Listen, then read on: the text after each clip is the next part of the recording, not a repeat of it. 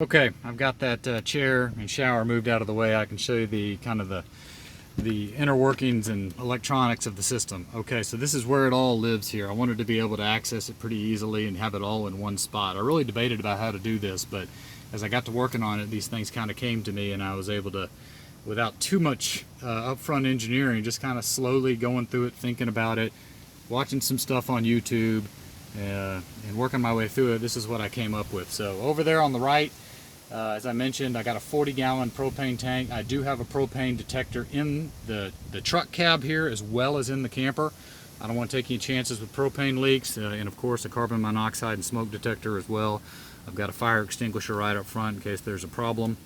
But that has 3 lines coming off of it. You may or may not be able to see that. I've got a 3-way splitter there. One line goes to my forced air propane heater. One line goes to my cooktop that I've already showed you, and then I've got another line that drops out that I've got coiled up right under the rear fender well, where if I want to cook outdoors on a propane burner, I can do that. So I got 3 propane outlets coming off that one 40-gallon tank, and that's a vertical size tank to get more volume and taking up less, floor space on the vehicle.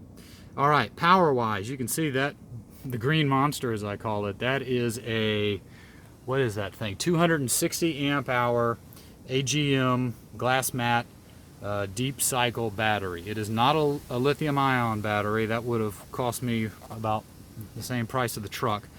But it's a glass mat battery, so it's designed for deep discharge and cycles.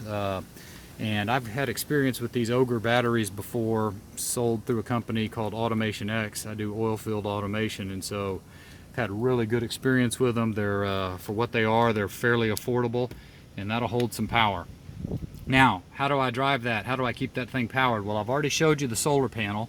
That solar panel comes into this MPPT solar converter, so you can see it's powered up as we speak. I've got switches on all these things, and it is heavily fused.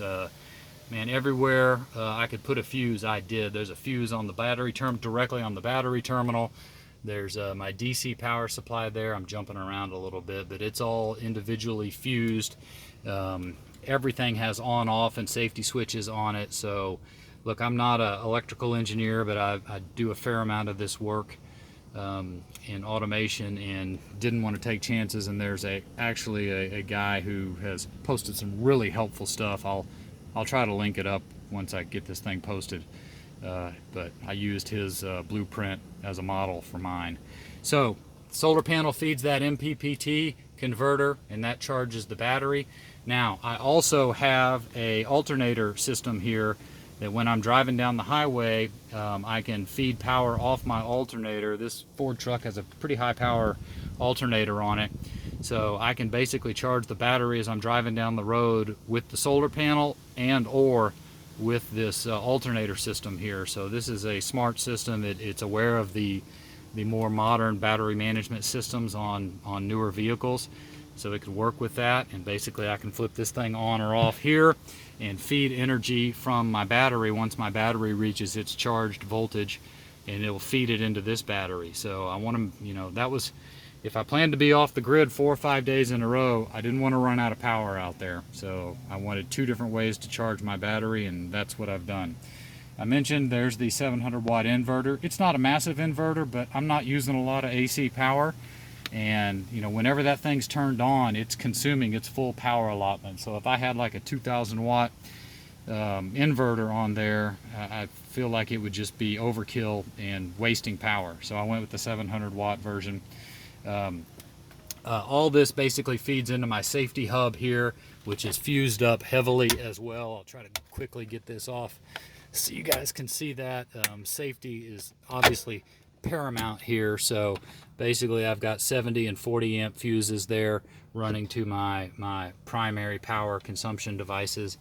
That's my cell phone booster right there. So again, everything is mounted, and again, as I've already talked about, that's my DC distribution bus over there as well.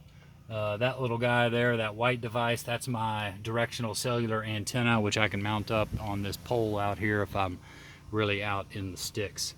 So yeah, guys, that's